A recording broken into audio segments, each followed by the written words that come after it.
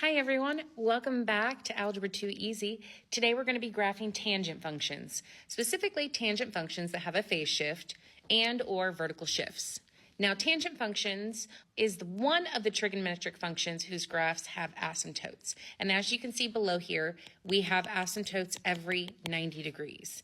The amplitude for a tangent function is undefined, seeing as how the amplitude is the maximum or minimum that a function will travel. As you can see, because of the asymptotes, our function has no restriction and travels in both directions infinitely. The period of a tangent function is pi divided by b. And after going through this, which we have a video on if you need to go back and look at it, we realize there is a pattern that continues with the tangent function. 0, 1, undefined, -1, 0. We're going to use that pattern and our knowledge of amplitude and period for tangent functions, graph phase shifts and vertical shifts.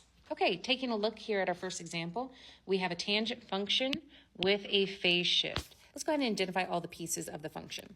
The amplitude is undefined. Though there is a value here for a, because the tangent function has asymptotes, its amplitude will always be undefined.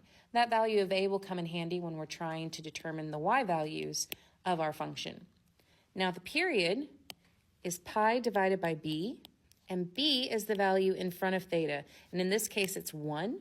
So our period is going to be pi divided by 1, which is pi units, or 180 degrees. Now the phase shift is the value inside the parentheses. If you're unsure of how to get that, take the set of parentheses. So theta minus pi over 2 equals 0. And theta is equal to pi over 2. So that tells me where our pattern begins. So pi over 2 or 90 degrees. Your vertical shift is the number added on the outside. You do not have one, so I'm just going to put NA. And our midline there is going to be y equals 0, since we're not shifting up and down. So no vertical shift, but yes, a phase shift. So let's figure out how we need to set up our table.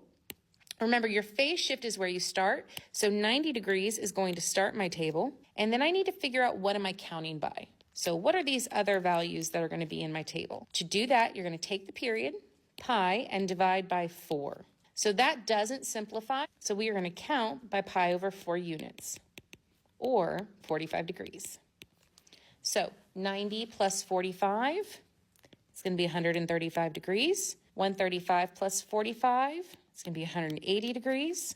Another 45 is 225 degrees. And then another 45 is going to be 270 degrees. Now, the y values, we're going to start by listing the pattern. If you recall, the pattern is 0, 1, undefined, -1, 0. So we know what this value is. Tangent of this value is 0. So tangent of 90 is 0. Now we need to take our function. So y is going to be equal to 1/2 tangent, and then we have no vertical shift, so you could put plus 0 if you want to.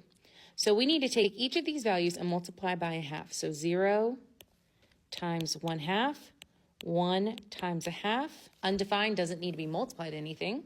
-1 times 1/2, and 0 times 1/2. 0 times 1/2 is 0. 1 times 1/2 is 1/2. Undefined stays undefined. And then we have -1/2 and 0. So we're going to graph these degrees along with these y values. So let's go ahead and plot those. 90 degrees is pi over 2. So at pi over 2, we're going to put a point for 0. 135 is 45 degrees more, so 1 unit of measure.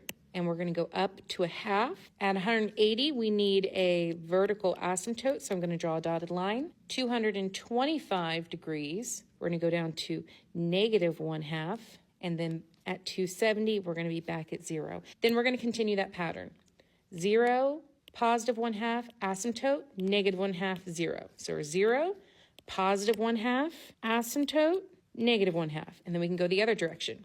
0, and we're not going to go up to 1/2, but we're going to go the opposite direction, down to 1/2, asymptote, up to 1/2, 0, down to 1/2, asymptote, up to 1/2, 0, down to 1/2, asymptote. There we go. And now we can draw our curves. Remember, your curves should be approaching those vertical asymptotes. And there we have it. There is our tangent function with a phase shift of pi over 2. So remember, the key here was knowing that the phase shift tells me at what angle I begin, knowing that the period divided by 4 tells me what I count by to get each value in the table, and then taking the pattern and plugging it into the function. Those give me the y values. Let's try a slightly more challenging problem. All right, y equals 2 tangent theta plus pi over 4 minus 3. Amplitude, always the same, undefined. The period, and divide pi by that value. So this is going to be pi divided by 1, which is just pi, or 180 degrees. Phase shift, take the value inside the parentheses, set it equal to 0. Theta is going to be equal to negative pi over 4.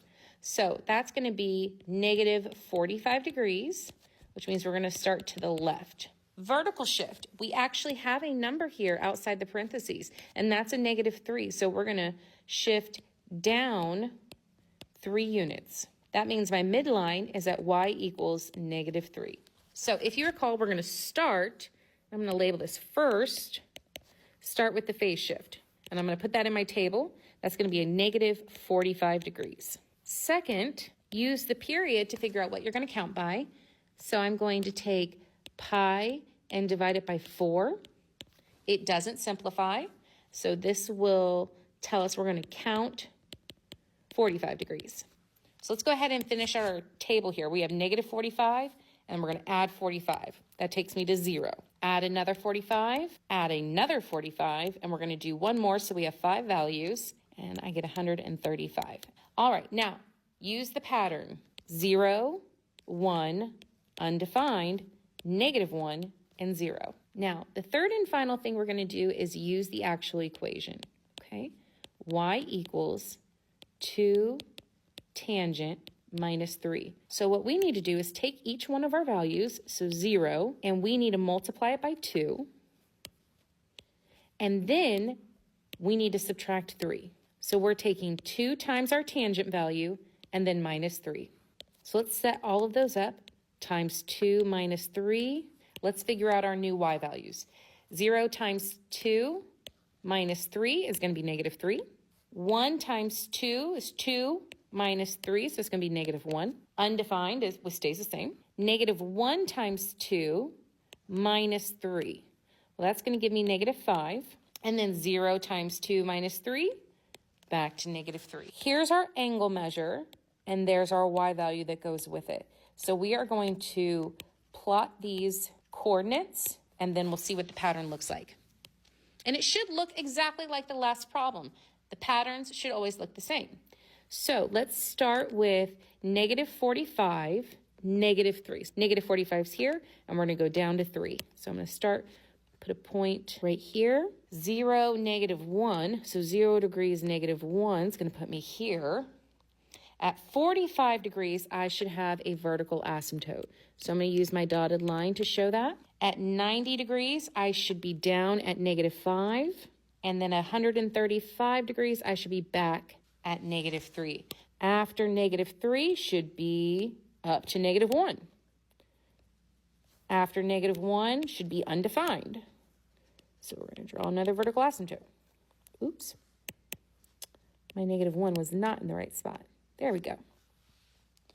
Another 45 degrees, and we should be at negative 5. Another 45 degrees, we should be at negative 3. Another 45 degrees, we're back at 1. And then another 45, we're back at a vertical asymptote. So we're just going to continue this pattern in both directions, giving me that full shape of a tangent function. And then we're going to draw our curves, approaching that vertical asymptote as far up as we can go. Tangent functions can seem scary because they have the vertical asymptotes, but if you remember the pattern and make a table, it'll be smooth sailing. Hope this helped, guys. We'll see you next time. Bye.